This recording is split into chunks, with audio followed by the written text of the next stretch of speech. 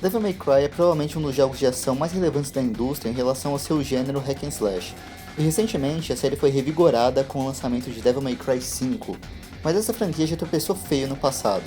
Se você perguntar para qualquer jogador que gosta da série qual é o pior jogo da franquia, todos vão concordar que é Devil May Cry 2, e a própria Capcom prefere fingir que não aconteceu, já que praticamente ele não é canônico.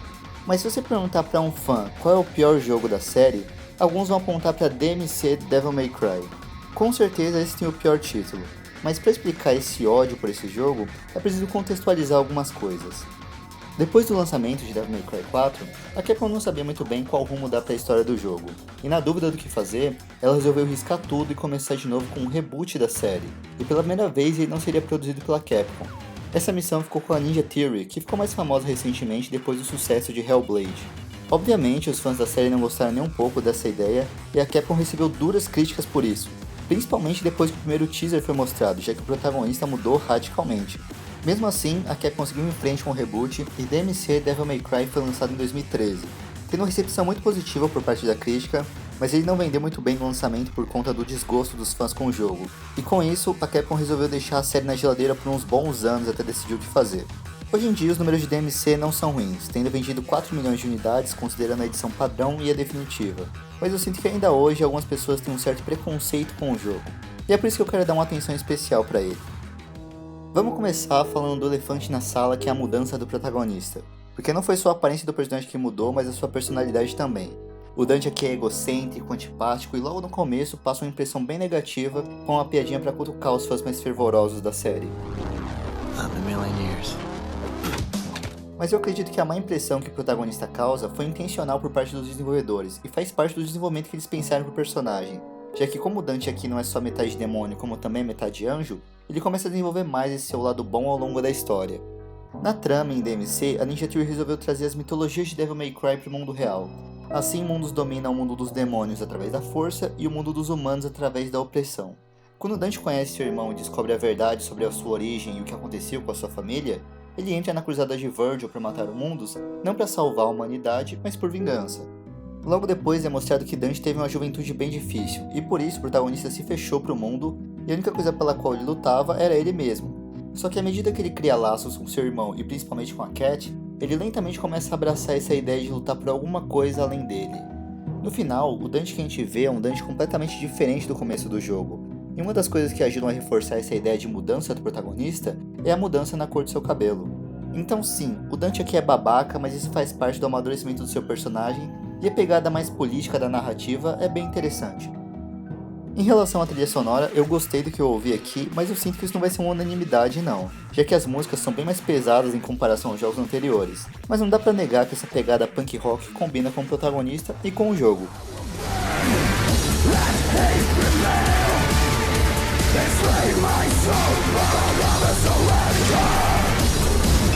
Tá, mas o destaque da franquia sempre foi a jogabilidade, e em DMC ela não decepciona. Só que para explicar o porquê eu acho a jogabilidade desse jogo tão boa, eu vou precisar ir um pouquinho mais fundo aqui, mas vai ser importante para você entender o porquê eu acho o combate desse jogo tão bom.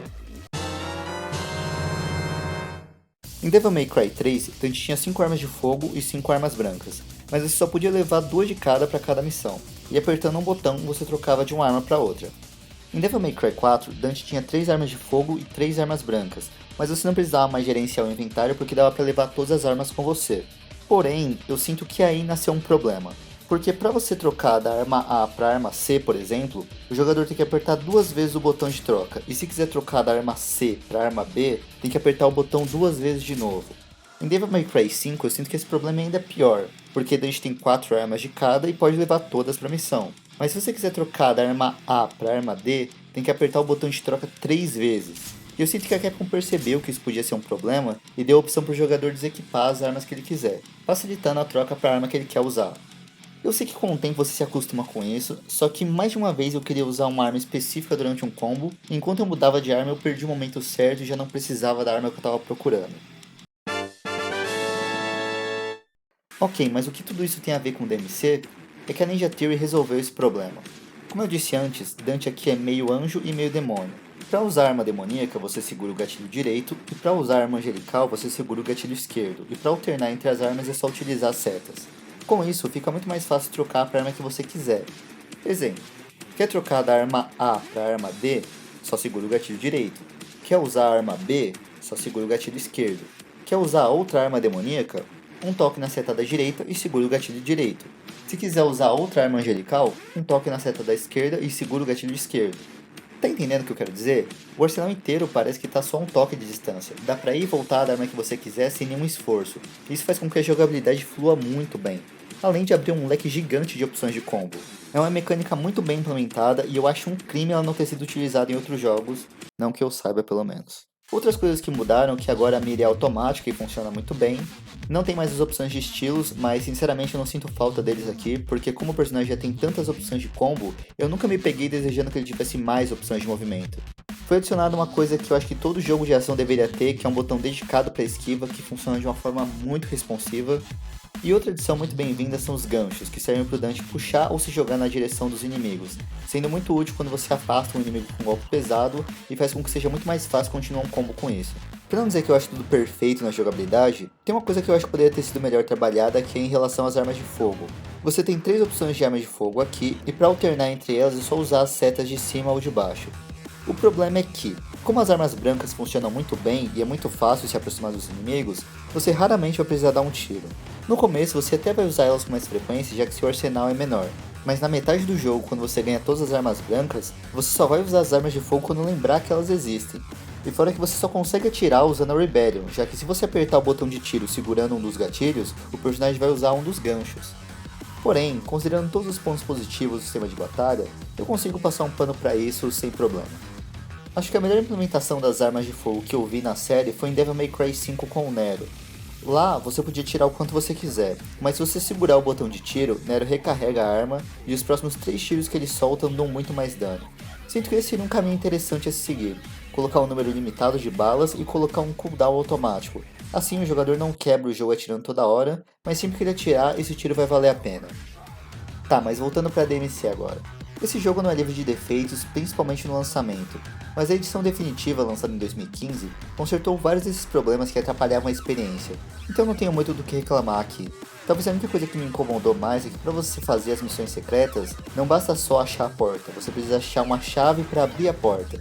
Também tem essas almas perdidas que ajudam a aumentar o seu score no final da missão, mas se tirar elas do jogo não faz diferença nenhuma na experiência. A questão dos gráficos também é uma coisa que pode incomodar algumas pessoas. DMC é um jogo de PS3 e de 360, e ele vai te lembrar disso constantemente com as suas texturas meio lavadas. Mas o que salva esse jogo é a direção de arte, que abusa de cores vibrantes para esconder os defeitos visuais e oferece uma boa variedade nas fases e no design das criaturas. Outra coisa que a Ninja Theory deu uma atenção especial e eu achei animador foi em relação ao Virgil, que aqui tem uma DLC só pra ele. Desde Devil May Cry 3 é possível jogar com o Virgil, mas uma coisa que sempre me incomodou nos jogos anteriores é que você simplesmente rejogava as mesmas fases com um personagem diferente.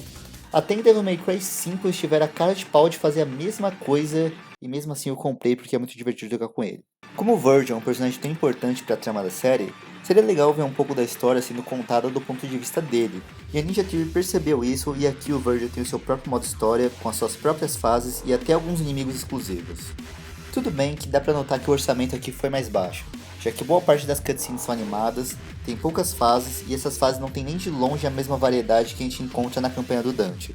Mas eu já tava tão cansado dessa fórmula da Capcom de simplesmente enfiar um personagem novo no mesmo jogo, que qualquer mudança que eles trouxessem em relação a isso eu acharia bem-vinda. Apesar da curta duração e da falta de variedade, eu gostei bastante dessa DLC, mesmo acabando com um cliffhanger gigante que nunca vai ter uma continuação. Pra você que não gostou de DMC, porque pensou que ele mataria o Dante que a gente gosta tanto, sabe que eu já estive desse lado também, mas depois que eu joguei o jogo eu mudei totalmente a minha visão sobre ele e nunca mais joguei um jogo antes de jogar. DMC foi mais um grande acerto da série e elevou ainda mais o gênero hack and slash. Embora visualmente ele seja meio datado, ele brilha onde importa, que são as mecânicas de combate, que envelheceram tão bem que parece que ele foi lançado ontem. Eu adoraria ver uma sequência desse jogo e acho que existe uma saída para Capcom fazer isso, que seria transformando DMC em uma série spin-off. Pensa comigo, precisaria só colocar um subtítulo, mudar os nomes de alguns personagens e pronto, teria a série principal onde a Capcom tomaria menos riscos e uma subsérie onde ela poderia experimentar mais. Seria possível? Sim. Tem alguma chance disso acontecer? Provavelmente não. A Capcom até deu a entender que gostaria de lançar uma sequência, mas teria que ser produzida pela Ninja Theory, que foi adquirida pela Microsoft recentemente. Então, se essa sequência sair, ela seria exclusiva de Xbox. Dinheiro a Microsoft tem e eles teriam muito a ganhar tendo um título exclusivo de ação como esse. A Ninja Theory já mostrou que consegue fazer muito com pouco com o lançamento de Hellblade, então não custa nada sonhar que um dia essa sequência saia. Eu amei Devil May Cry 5 e fico muito feliz que a Capcom tenha dado continuidade à série original, mas sempre vai ter um lado meu que vai torcer por uma sequência de DMC.